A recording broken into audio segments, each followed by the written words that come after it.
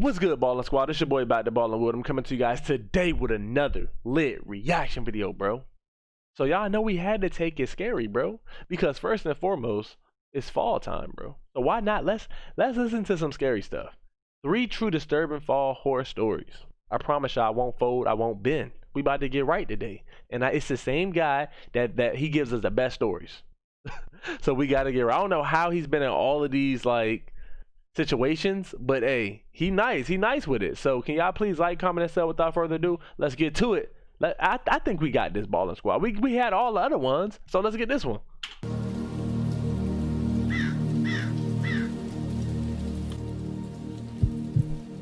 Story 1. Let's see what he got.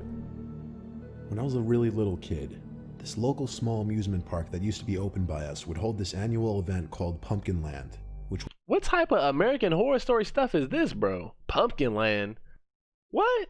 was held on the Saturday before Halloween, where candies would be given out to kids in between rides, and pumpkins would be scattered throughout the park for families to pick up and take home before leaving.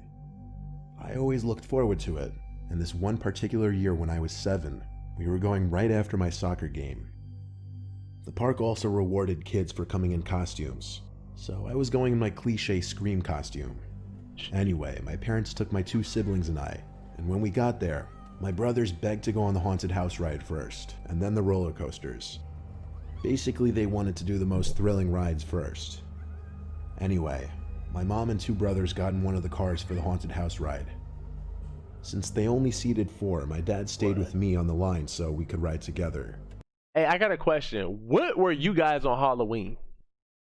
I had a Scream costume before, and that was when I was like 8 or 9. Probably like 7, I don't know. But I had a Scream costume when I was younger. Tell me what y'all had when y'all were younger. Were you guys Michael Myers? Were you Chucky? Were you Scream? Let me know in the comment section below what y'all were back in the day when y'all like was celebrating Halloween. And I think as I started to get cold feet, I felt like I needed to use the bathroom. What? So we got off the line, and my dad led us to the bathroom. He went too, but I finished first. So I waited outside the bathroom. Oh man. I waited for a while. I was kind of confused. Eventually I went back to the bathroom, and my dad wasn't in there. That's when I started to panic. I was alone in a huge crowd of people, and at 7 years old I was actually scared of being lost. Eventually a man came up to me and asked where my parents were. What? I told him I couldn't find my dad, and I asked him for help. He took my hand and said, "We're gonna go find them." I remember him leading me with a tight grip of my hand, and suddenly he pulled out his archaic Nokia brick cell phone and started talking to someone on the other end. Not the Nokia, bruh. Y'all remember the little Nokias? At first, these type of phones were not famous back in the day. Like, no one liked these phones right here. They only liked the flip phone. Now everybody like the phone that's not flippable. Just a straight up flat phone. The only major thing I remember him saying was, "Oh, I'm with him right now," as he looked down at me and smiled. Then he said, "Okay," and hung up. What? He looked at me again and said that was my dad, and that he was waiting by the parking lot. He What? continued to lead me, but even at 7 years old, I wasn't an idiot. I was wise to the fact that my dad did not have a cell phone, and Imagine, bro, in the parking lot, old man. Come on now. Home Alone, boy. that this stranger probably didn't know my dad. How would he even know who I was if I was under a Scream mask? As we were approaching the front gates of the park, I spotted a female employee and started saying "excuse me" over and over until I got her attention. Then I said, "I don't know him, please help." The man defended himself, saying he knew my dad and was trying to get me to him. But the employee took my side and asked me to come stand by her so she could use the loudspeaker to find my parents. The man didn't stay a second longer after that. He walked away quickly into the parking lot. The employee announced over the park intercoms that a child in a Scream costume was missing his parents and gave my name. Eventually my dad came running over, waving his hands. He was a nervous wreck. The employee told him of the potential predator and the possible attempted kidnapping, and that's when he lost it. When my mom came over, she was just as furious. My parents asked the manager to see the surveillance footage. Somehow at that time, the amusement park didn't have any surveillance cameras, according to the manager. What? Imagine not having no surveillance footage in the amusement park. That's your park, bro. Secondly, that man was about to hem Shawty up. He was really about to take him home, bro, and like make beef stew out of him, bro. I'm telling y'all. Like, That's what it all sounds like. He said his dad at the parking lot. That's wild. Half of y'all would have went to. I ain't gonna hold you. Still, my parents thanked that employee for getting me away from that man, and we tried to have a normal day after that. Yo. I was too young to realize the severity of the potential situation I had just avoided. Sheesh. Obviously, remembering it as an adult is a lot more sickening to think about.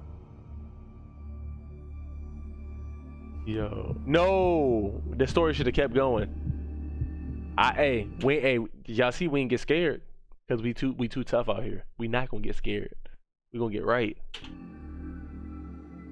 When my mom and stepdad went on their honeymoon, I wasn't trusted to watch the house for the week, so they sent me to my Uncle Ronnie's farm. Oh, Ronnie. He lives with my Aunt Susie and my cousin Ronnie Jr.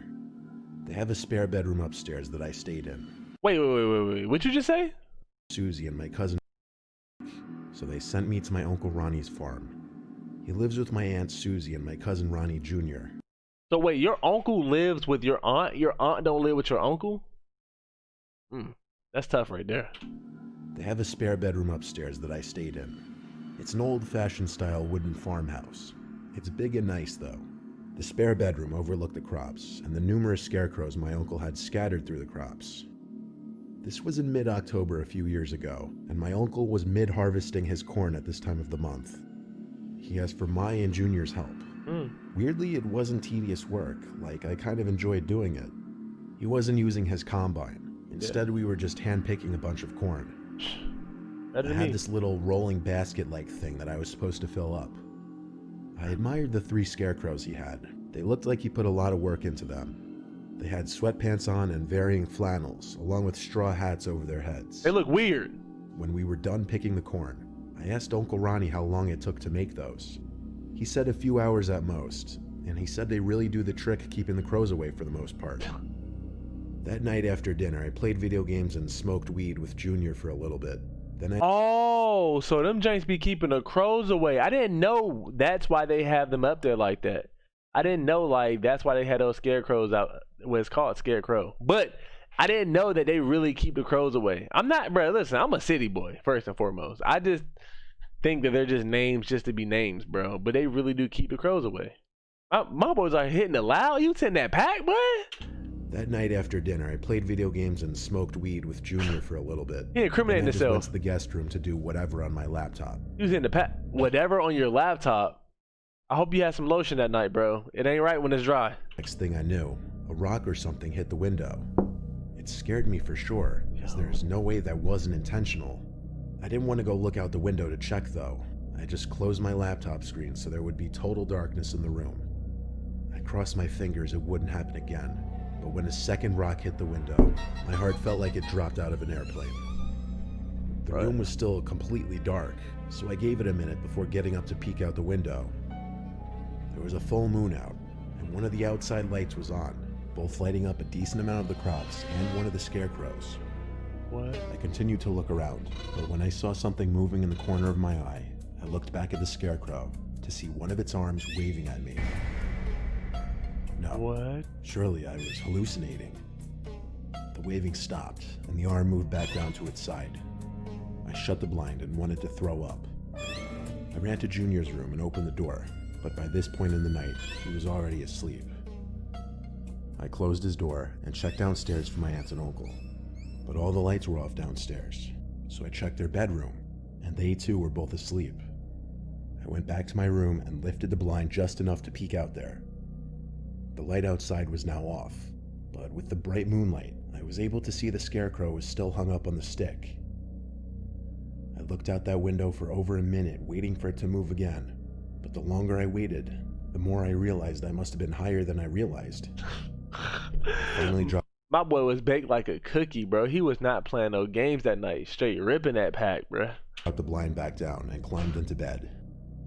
The next morning, I went downstairs to my Aunt Susie making us all pancakes. My uncle was already outside doing work. And Susie! Aunt Susie called Junior down to eat before all the pancakes were gone. And around that same time, my uncle stormed into the house asking, "Where did the goddamn scarecrows go?" What?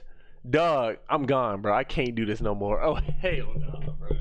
No, I cannot, and I will not, bro. No. dropped.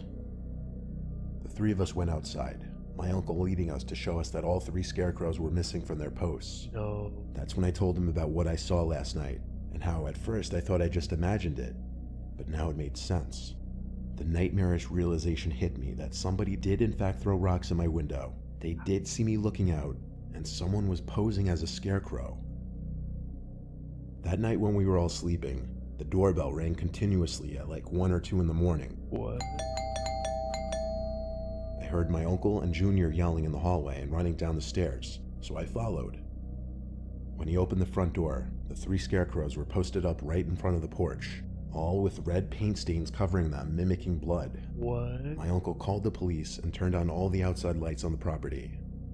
The police, as well as my uncle, chalked it up to some stupid early Halloween prank by a bunch of immature kids. But the possibility that it wasn't, and that it may have been a much more hostile motive behind this, is what really freaked me out.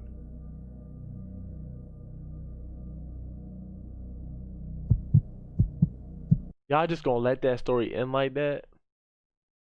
For real, bro? Are you really gonna let that story end like that, Mr. Nightmare? Come on, bro. I wanna know what happened. I wanna know did the scarecrows die or not, bro. Oh my goodness, it's crazy. Oh It no, was November. in the All woods. the leaves were varying shades of yellow and orange, my favorite time of year to visit the countryside. I was with my girlfriend at her dad's upstate home, which was usually used as a summer home, but the two of us came up there to go camping in the nearby woods. The home had all the needed camping supplies, including the tent, so we parked there and took the camping stuff into the woods. Why? Just the experience of camping and sleeping in the woods, I guess. Facts. I've only been camping a few times in my life, but I liked camping in the fall because there's less bugs and of course you can't beat the foliage. We were camped out in a small circular clearing, just big enough for our tent and campfire. We sat around the fire for about an hour, eating and just talking. Then we went inside the tent. We kept the fire going as it made my girlfriend feel safer, and it added a bit of warmth. Besides the sound of the crackling fire, we eventually started hearing leaves crunching in the distance. What? My girlfriend and I looked at each other. She put her finger up to her lip. I could tell she was nervous. Boy, you better start investing into a gun. You be getting stuck in these jams, and I don't know how you be making it out, bro. I don't know how you make it out, bro, but you keep making it out. Fires usually repel wildlife from approaching, so as the crunching of the leaves got louder, it got more suspicious. The footsteps also sounded bipedal, like a human's footsteps. What? The crunches got louder until they stopped around the fire. I know you wasn't scared, bro. Like, you with your girl. You can't show that you scared while you with your girl. I know. Then we noticed the shadow outline of someone standing out there, and then they sat down on one of the chairs, but they didn't say a word. So I finally decided I was going to peek my head out and check. I looked out to the campfire, expecting to see someone sitting on one of the chairs, but there was no one out there. What? I got up on my legs to look around the campsite, into the trees and darkness. I didn't see anyone out there. My girlfriend was whispering something. It sounded like she was urgently trying to get my attention. Why y'all out there and it look like that, bro? Look at the fog in the background, dog. Nah, man. That shit, nah. Then, bro, then y'all got a lamp in here. A whole lamp. So I crawled back inside, and she said, "What does he want?" I replied, "There's no one there." She replied, "What are you talking about? I see him in the chair right now." I looked at the wall of the tent and saw the shadow outline of the person still sitting in the chair by the fire. What? I realized that was impossible, though. I crawled back out of the tent to look one more time, and both the chairs were still empty. I went back inside and said to my girlfriend, "We need to go right now." She didn't ask questions. She got straight up, took my hand, and followed me out of the tent. I ain't about to play no games. When she saw there was no one sitting in the chair, she screamed. I yelled at her to shut up, and I led us through the near total darkness in He said, shut up. the direction back to the mobile home. Yo. While running, we heard this horrible groaning sound not too far away from us. What? And one single loud crash of a tree branch or something. This caused both of us to scream, "Oh shit," and run even faster. Swinging on somebody, bro. How we found the property was by repeatedly pressing the car lock button until we finally heard the car horn. We went into the mobile home, locked the door, and hid under the covers in the safety of the bedroom. You told your girl to shut up as you were scared. You ran back to the mobile home with your girl because you were terrified. Not to mention you hid under the covers with her, bro. Somebody get him out of here, bro. He gotta Still, go. I didn't feel entirely safe being surrounded by nothing but woods in every direction. Wow. And I was paranoid that whatever was out there followed us. I let my girlfriend sleep while I stayed up listening for sounds. I thought I heard a clicking or something from the front door to the home, but that might have been my paranoia playing tricks on me. I fell asleep eventually, and when we woke up, we went back for the tent and supplies, scared shitless while doing so. Nothing was moved except for the one chair we thought we saw the shadow sitting in. It was knocked over. What? We hurried back to the car, drove home, and that was our last camping adventure. On everything. I don't even want to go camping no more after hearing this, bro. Alright, y'all, that's the end of the vid. Please like, comment, and sub. Not to mention, stay juiced up. Yeah! 3 more true scary Instagram. Man, I'm out of here. I can't get no rest. We in the house. I fall asleep with a tech. Stashing all the pills.